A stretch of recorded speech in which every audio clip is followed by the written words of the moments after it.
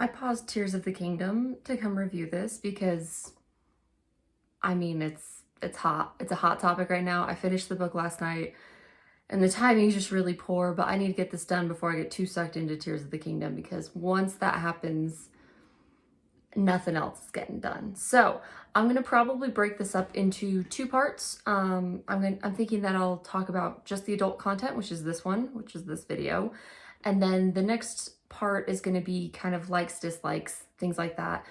Normally I don't give my opinion on that, but this book has been weird for most people, so who knows, maybe you want to hear that.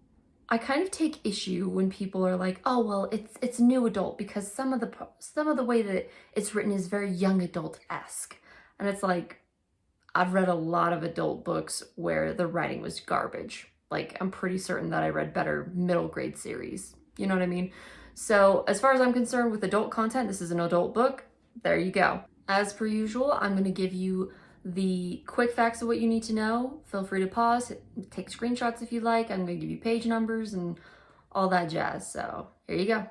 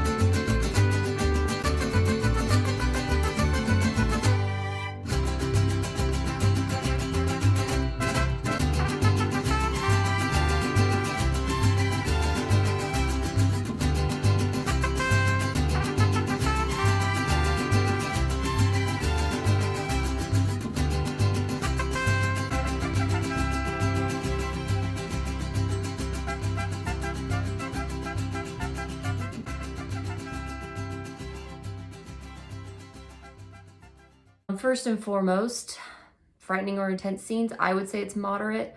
There's lots of them, but they don't reach a point where you're like terrified or nervous or anything like that. Kind of on a similar note, I would say that the violence and gore, violence, get it? Anyway, the violence and gore is explicit, but it's not so explicit that I was grossed out. I would say that the violence and gore in something like Gideon the Ninth or Harrow the Ninth is worse. This isn't too much worse than what you'd expect for a lot of YA series. Now, getting into some of the particulars about this, it's really kind of a weird blend of, the story doesn't feel, I don't know how to describe it. Like, you have a lot of characters dying or getting seriously injured or things like that. So you'll have characters where you'll be introduced to them 1 minute and then in the next, they're gone. And so that might be a little bit frustrating for some people. But in some ways it's kind of like, I get it. The author's trying to establish like, these are the stakes, like this is real, this is hardcore. but at the same time, it can kind of undermine things because it's treated so casually in a way. You know, you get instances of people poisoning each other or breaking bones, breaking necks. There's a person gets their shoulder dislocated. The main character has an issue with like her joints and stuff, so she gets things dislocated a lot and she's constantly hurt, which was actually probably one of the few things I liked about the book. Well, not few, that sounds really rude, but you know, it's something I enjoyed. Language is explicit, absolutely explicit, so explicit. Okay, here's an interesting thing that bothered me with the profanity, right? When it comes to the swearing, it is explicit right off the bat. Like you start, like I think it didn't take even the first page. I'm not gonna grab it, I don't care. It starts on the first page and it becomes pretty clear that it's just gonna stay at that level the whole time. And like I get it in a way, you know, I understand that like when you join the military, like it's kind of just part of the culture. There's lots of profanity. That being said, one thing I dislike about this is she was training to be a scribe. And anytime you see her interacting with scribes, she changes her language. She doesn't talk with a foul mouth. She talks very like clean. Like she doesn't swear at all around the other scribes. And I think it would have been a much more compelling character trait to see, like especially like an arc for this, if you know, she starts out and it's one thing that sets her apart from a lot of the other people, because a lot of the other people, they've trained their whole lives, they want to be dragon riders, they're there for it. She is forced. So I would have loved to see her in the beginning being like, yeah, I don't really swear, that's not my thing. And then at the end, she's a sailor. Like, I think that would have been a fun transition to follow. I think it would have given you a little bit more of this sense that she is actually changing, because I mean, she changes a lot physically in the book, and I really appreciated that. I liked that they made her physically strong, or like work on her physical strength and like work out a lot in order to achieve that. But at the same time, it was like there were a lot of elements to her that really were flat, and they stayed the same most of the time. The only thing that really changed over time were her feelings for the male lead. And even then, it just kind of went from purely physical feelings to, oh, I guess I've got some emotions in there too. Sex and nudity is also explicit. Yeah, if I would have known this was more... I picked up this book on a whim, and if I would have known this was like down the Sarah J. Maas, Jennifer L. Armentrout route, I probably wouldn't have picked it up. It's not my thing, but here we are. I fell prey to pretty packaging. So the hard part with the sex and nudity in this book is that even if they aren't having sex, there's, you know, like towards the end, you get a lot of sexy talk, and then you get, the main character is just thirsty. She's so thirsty for the male lead. And it's just like, you know nothing about him. You are treating him like a piece of meat. I don't even know how I feel about it. It's really weird. If it were in a reverse POV, if it was a man, reviewers would come down so hard on that aspect of this book. But it's weird because since it's a woman, we kind of give it a little bit more leeway, but she treats him like a piece of meat. One thing I do want to say though, regarding the actual intimate scenes, is it's funny, there's actually two things that I appreciate. Like I said before, explicit sex is not my thing, so this was a little weird. But then also, one thing I do want to say is, even though this wasn't my cup of tea, there were some things that I appreciated. The first is precision of language, and that's gonna sound really weird, and I pray my mother never finds this video, or else she will just be like, she might be horrified, she might be really embarrassed, but sorry, Mom. Anyway, I really appreciate the fact that they talk, like, so when she's talking, she uses like actual terms for what things are what, you know, like, I don't want to give you examples of what she said, but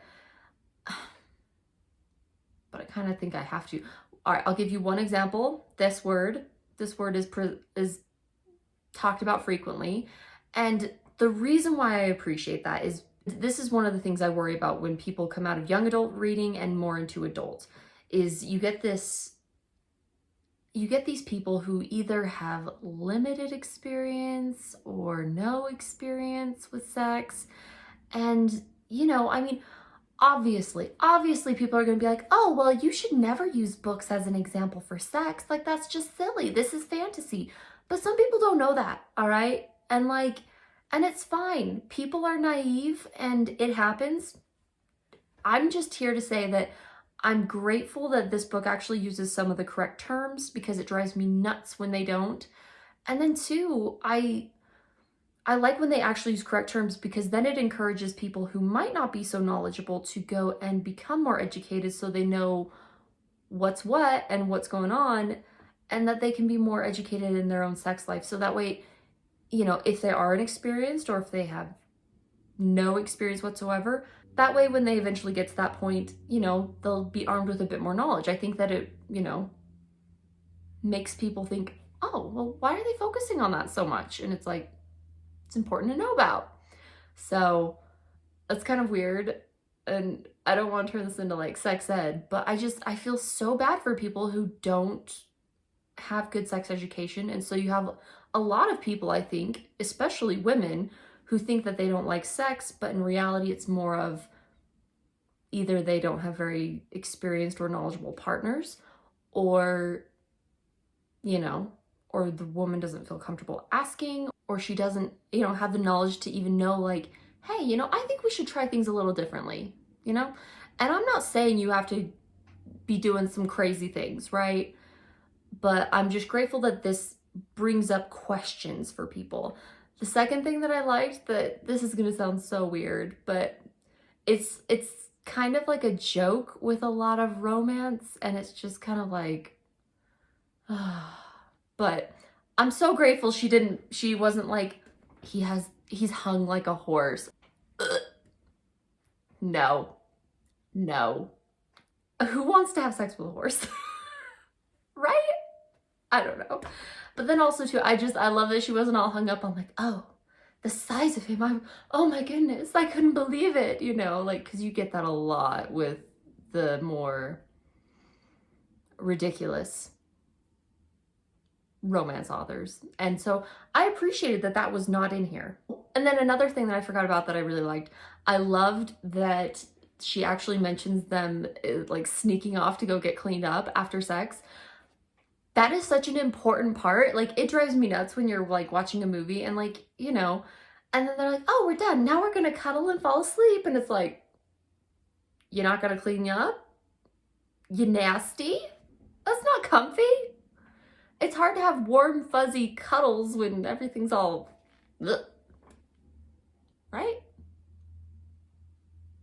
Anyway. But overall, yeah, it was a book. And I read it. I read it for all of you. You're welcome. Regardless of whether or not you pick it up, happy reading.